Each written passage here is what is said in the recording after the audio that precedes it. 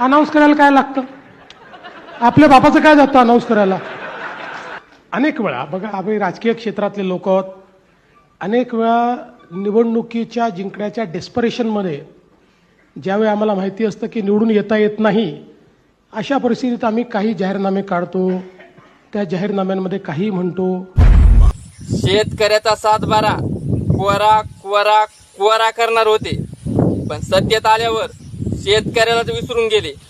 पण आपल्या देशात असा एक कायदा लागू व्हायला पाहिजे की जेणेकरून निवडणुकीपूर्वी उमेदवारांना दिलेले आश्वासनं जर त्याने निवडून आल्यानंतर पूर्ण नाही केले तर त्याला 5 वर्षाची शिक्षा आणि आयुष्यभरासाठी निवडणूक लढवायला बंदी आणि 10-20 कोटी रुपये दंड असा जर कायदा लागू झाला तर तुम्हाला सांगतो, कुठलाही उमेदवार निवडणुकीपूर्वी खोटे आश्वासन देण्याचा 100 वेळा विचार करीन. आणि आतापर्यंत खोटे आश्वासन देऊनच सत्तेत आलेत.